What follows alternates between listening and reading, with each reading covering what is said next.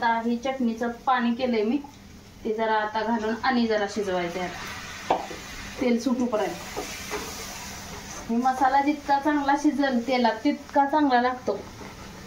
आता ही चटणीचं आता आणि जरा शिजू दे. ही कलर येणार नाही कारण मी विकतची चटणी वापरल्या, घरची चटणी संपल्या माझी. ही विकत आणलेली चटणी आहे आणि बघा किती मस्त आणि भरपूर ग्रेव्ही तयार झाली आपली, एकदम बढिया अशी.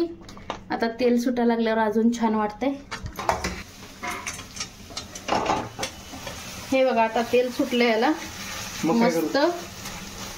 आता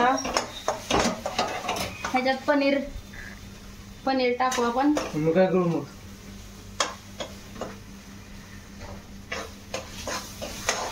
फोटो घे ग. घेतला.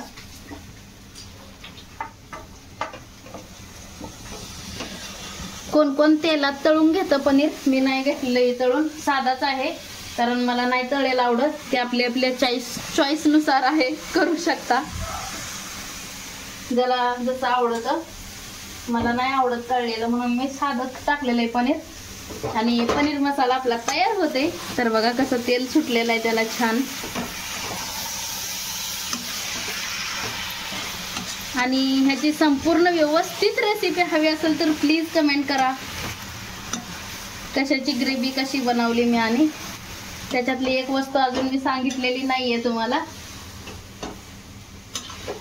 आता हा मस्तपैकी आपण भाजून घेतलाय छान, पनीर बी टाकून मसालाही छान तेल सोडते.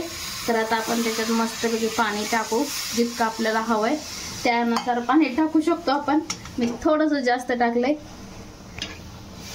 तुम्हाला जसं हवंय तसं तुम्ही पाणी टाकू शकता ह्याच्यामध्ये. तर बघा किती मस्त पनीर भाजी आपली आणि छान ग्रेव्ही वाली तयार झालेली आहे. हे बघा आता अजून ह्याला उकळी आले ना तर तुम्ही परत बघा किती छान मस्त एकदम दिसती ग्रेव्ही.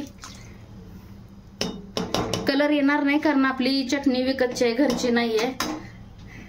कलर साठी तुम्ही काश्मीरी मिरची टाकू शकता, मी नाही टाकलेली, मला नाही आवडत. तर गव्हाच्या पिठाची रोटी साधा सिंपल तयार झालेली आहे.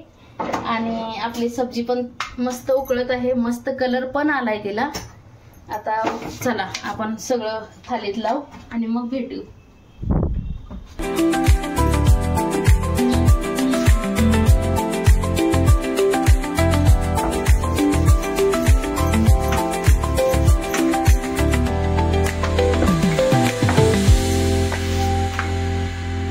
मम्मीने तर बनवलं आहे जेवण सगळं.